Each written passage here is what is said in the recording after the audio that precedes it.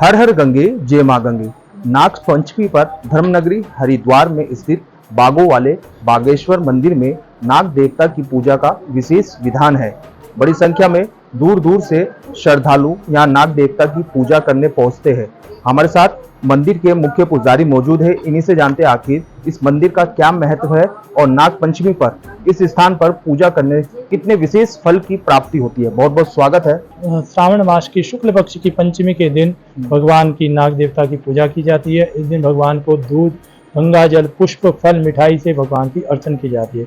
और जिनकी कुंडली में काल सर्प दोष होता है उनको अवश्य ही इस दिन चांदी के सर्प बना करके भगवान की पूजा अर्चना करके भगवान के चरणों में छोड़ने चाहिए।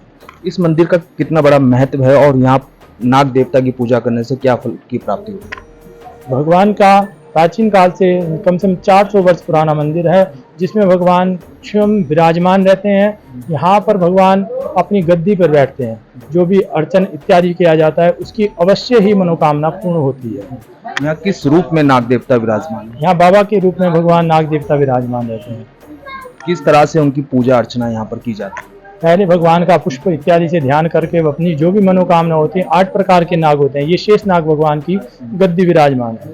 8 प्रकार के नाग होते हैं, जिनकी कुंडली में जैसा नाग होता है उसी रूप में भगवान की पूजन अर्चना करके भगवान का अर्चन करके अपनी मनोकामना पूर्ण करनी चाहिए।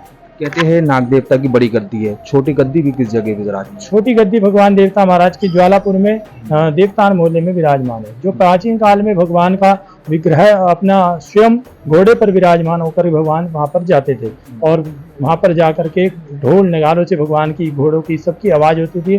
पुण्य आत्मा को भगवान के दर्शन भी होते थे और अन्य को ढोल नगारों की आवाज होती थी। बात की जाए, यहाँ नाग देवता को दूध चढ़ाने की विशेष परंपरा है। इसके अलावा किन वस्तुओं को चढ़ाने से नाग देवता की कृपा बरसती है? भगवान को दूध, गंगा जल, सफेद पुष्प, मिठाई, फल ये चढ़ाने से भगवान की मनोकामना पूर्ण करवाते हैं।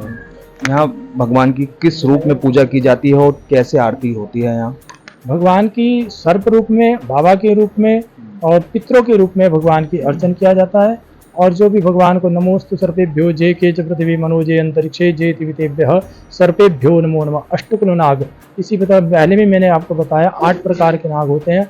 8 प्रकार के नागों को भगवान प्रणाम करके जो भी विशेष जिसकी कुंडली में काल सर्प दोष होता है उसको उसी नाग के रूप में भगवान की पूजा अर्चना करनी चाहिए।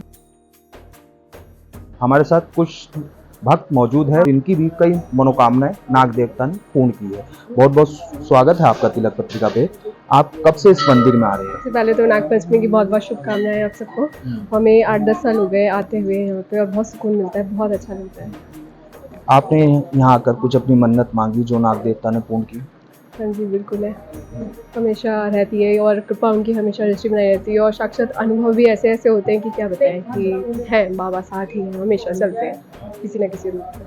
जब आप नाग देवता के यहाँ दर्शन करते हैं कैसी अनुभूति का एहसास होता है?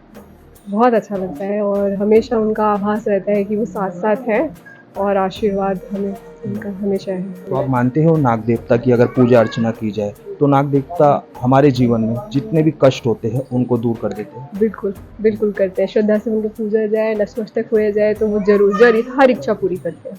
किन किन वस्तुओं से आप नाग देवता की पूजा अर्चना करते हैं? दूध, बेलपत्र, तिल, जौ, चावल, हर चीज़ से जो बाबा को प्यारा है, मीठा कुछ आप श्रद्धा से जो अर्पित करना चाहते हैं सावन में, आपके बाबा हमेशा मनोकामना पूर्ण करते हैं। बिल्कुल, जिस तरह से श्रद्धालुओं का भी साफ तौर से कहना है, इस स्थान पर नाग देवता की पूजा अर्चना करने से नाग देवता उनके सभी दुखों को दूर कर देते हैं और इसीलिए इनके द्वारा कई वर्षों से इस मंदिर में नाग देवता की पूजा अर्चना की जा रही है। देश के पहले धार्मिक न्यूज चैनल तिलक पत्रिका के लिए हरिद्वार से मैं आशु शर्मा।